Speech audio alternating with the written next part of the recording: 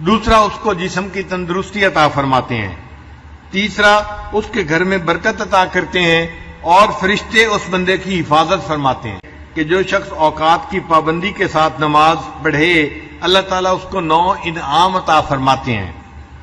پہلا، اس کو اپنا محبوب بنا لیتے ہیں جو پابندی سے نماز پڑھنے والا ہو، دوسرا اس کو جسم کی تندرستی عطا فرماتے ہیں، تیسرا اس کے گھر میں برکت عطا کرتے ہیں اور فرشتے اس بندے کی حفاظت فرماتے ہیں۔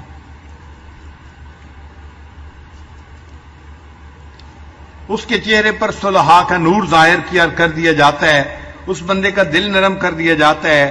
روز محشر اس کو پل صراط سے بجلی کی تیزی کے ساتھ گزاریں گے اور اس بندے کو جہنم سے نجات عطا فرمائیں گے اور جنت میں اس کو نیکوں کا ساتھ عطا فرمائیں گے۔ یہ نماز کے 9 فوائد ہیں۔ ایک حدیث پاک میں ہے کہ نماز دین کا ستون ہے اور اس میں 10 خوبیاں ہیں۔ چہرے کی رونق ہے نماز، دل کا نور ہے، بدن کی تندرستی کا سبب ہے، قبر کا انس ہے، اللہ تعالیٰ کی رحمت اترنے کا ذریعہ ہے، آسمان کی کنجی ہے، اعمال نامے کے ترازو کا وزن ہے، اللہ تعالیٰ کی رضا کا سبب ہے، دوزخ سے آڑ ہے، اور 10واں جنت کی قیمت ہے۔ جو شخص باقاعدگی کے ساتھ نماز پڑھتا ہے اس نماز کی برکت سے اللہ تعالیٰ اس بندے کو جنت عطا فرمائیں گے۔ جس نے نماز کو قائم کیا اس نے دین کو قائم کیا، اور جس نے نماز کو چھوڑا اس نے دین کو گرایا۔ ایک حدیث مبارکہ میں ہے کہ اللہ تعالیٰ ان لوگوں کے لیے جو اندھیروں میں مسجد کی طرف جاتے ہیں قیامت کے دن ایک بلند نور کے ساتھ روشنی فرمائیں گے۔ ایک حدیث پاک میں ہے اندھیروں میں مساجد کی طرف چلنے والے وہی لوگ ہیں جو اللہ تعالیٰ کی رحمت میں داخل ہونے والے ہیں۔ ایک حدیث مبارکہ میں ہے کہ جب کوئی جماعت کے ساتھ نماز پڑھتا ہے پھر وہ کسی حاجت کا سوال کرتا ہے تو اللہ تعالیٰ غیرت کرتا ہے کہ وہ بے مراد واپس لوٹے، اللہ تعالیٰ اس بندے کی حاجت کو پورا کر دیتے ہیں۔ ایک حدیث پاک میں ہے کسی شخص کو اپنے گھر میں نماز پڑھنے کا ثواب 1 نماز کے برابر، محلے کی مسجد میں نماز پڑھنے کا ثواب 25 نمازوں کے برابر، جامع مسجد میں نماز پڑھنا 500 نمازوں کے برابر، مسجد اقصی میں نماز پڑھنا 5000 نمازوں کے برابر ہے، اور مسجد حرام جہاں بیت اللہ ہے وہاں نماز پڑھنا 1,00,000 نمازوں کے برابر ہے۔ ایک حدیث پاک میں ہے کہ جس شخص نے 5 نمازوں کو جماعت کے ساتھ ادا کرنے پر محافظت کی وہ پل صراط سے چمکنے والی بجلی کی مانند تیزی کے ساتھ گزر جائے گا۔ اللہ اس کا حشر سابقین کے پہلے گروہ میں فرمائیں گے۔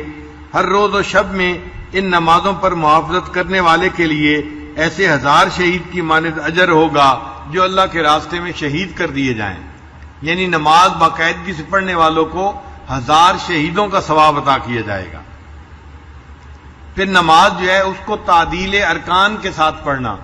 تعدیل ارکان کہتے ہیں رکوع سجود کو ٹھہر ٹھہر کے تسلی کے ساتھ ادا کرنا۔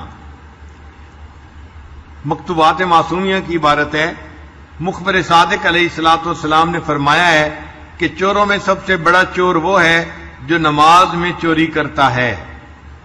صحابہ نے عرض کیا یا رسول اللہ صلی اللہ علیہ وسلم اپنی نماز سے کوئی کس طرح چراتا ہے؟ نبی علیہ السلام نے فرمایا نماز میں چوری یہ ہے کہ نماز کے رکوع سجود کو اچھی طرح ادا نہیں کرتا۔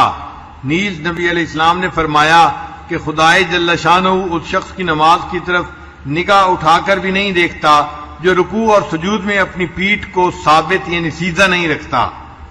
اور نبی علیہ السلام نے ایک شخص کو نماز ادا کرتے ہوئے دیکھا کہ رکوع و سجود پوری طرح ادا نہیں کر رہا تو آپ صلی اللہ علیہ وسلم نے اس سے فرمایا کیا تو اللہ تعالیٰ سے نہیں ڈرتا؟ اگر تو اسی عادت پر مر گیا تو دین محمدی پر تیری موت نہیں آئے گی۔ نیز نبی علیہ السلام نے فرمایا تم میں سے کسی کی نماز اس وقت تک کامل نہیں ہوگی جب تک کہ وہ رکوع کے بعد پوری طرح سیدھا کھڑا نہ ہو اور اپنی پیٹھ کو سیدھا نہ کر لے اور اس کا ہر ایک عضو اپنی جگہ قرار نہ پکڑ لے۔ نبی علیہ السلام نے فرمایا کہ جو شخص دونوں سجدوں کے درمیان بیٹھنے کے وقت اپنی پشت کو سیدھا نہیں کرتا اس کی نماز کامل نہیں ہوتی۔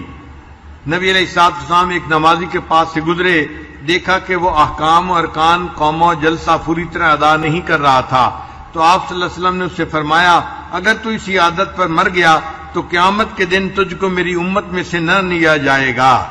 اور دوسری جگہ فرمایا اگر تو اسی عادت پر مر گیا تو دین محمدی پر تو نہیں مرے گا، کیونکہ تیری نماز جو ہے وہ پوری نہیں ہے۔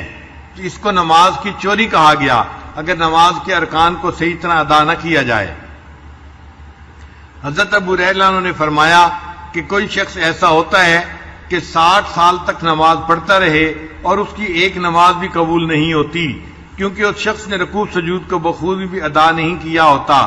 کہتے ہیں کہ زید نے ایک شخص کو دیکھا کہ نماز پڑھ رہا ہے اور رکوع سجود پوری طرح ادا نہیں کر رہا، تو آپ نے اس شخص کو بلایا اور اس سے پوچھا کہ تو کب سے اس طرح کی نماز پڑھ رہا ہے؟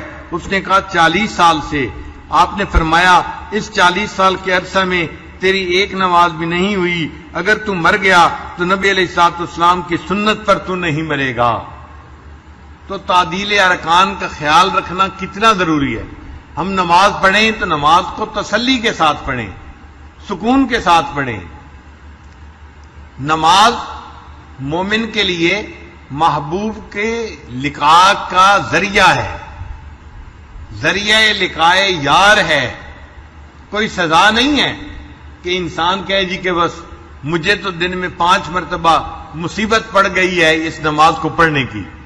اللہ رب العزت نے اپنے پیارے حبیب صلی اللہ علیہ وسلم کو عرشوں پہ بلایا معراج کے لیے۔ اب جو کسی محبوب کو گھر بلائے اور اس کو تحفہ دے تو اپنی طرف سے بہترین تحفہ دیتا ہے۔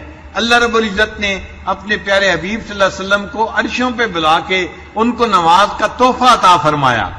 پہلے ایک دن میں 50 نمازیں فرض ہوئی تھیں۔ آپ سوچیں ایک دن میں 50 نمازیں پڑھنی ہوتی تو ہم تو مصلی پہ بیٹھے رہتے۔ پھر نبی علیہ السلام نے اللہ رب العزت سے درخواست کی کہ میری امت کے لیے آسانی کر دی جائے، 45 کر دیں، 40 کر دیں، حتیٰ کہ اللہ تعالیٰ نے آخر پر فرمایا آپ کی امت 5 نمازیں پڑھے گی، ان کے نام اعمال میں 50 نمازیں پڑھنے کا ثواب لکھا جائے گا۔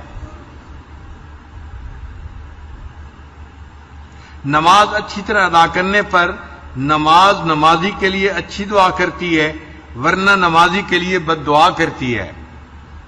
منقول ہے کہ جب مومن بندہ نماز اچھی طرح ادا کرتا ہے اور اس کے رکوع و سجود بخوبی لاتا ہے تو اس کی نماز بشاشت والی اور نورانی ہوتی ہے۔ فرشتے اس نماز کو آسمان پر لے جاتے ہیں اور وہ نماز اپنے نمازی کے لیے اچھی دعا کرتی ہے اور کہتی ہے حافظک اللہ سبحانہ کما حفظتنی، اللہ تعالیٰ تمہاری حفاظت کرے جیسے تم نے میری حفاظت کی۔ اور اگر نماز کو اچھی طرح ادا نہیں کرتا تو وہ نماز ظلمت والی رہتی ہے، فرشتوں کو اس نماز سے کراہت آتی ہے اور اس نماز کو آسمان پر نہیں لے جاتے، اور وہ نماز اس نمازی کے لیے بد دعا کرتی ہے اور کہتی ہے ضیعک اللہ تعالی کما ضیعتنی، اللہ تعالیٰ تمہیں اسی طرح ضائع کرے جس طرح تم نے مجھے ضائع کر دیا۔ لا الہ الا اللہ، لا الہ الا اللہ، لا الہ الا اللہ، لا الہ الا اللہ، لا الہ الا اللہ، لا الہ الا اللہ، لا الہ الا اللہ۔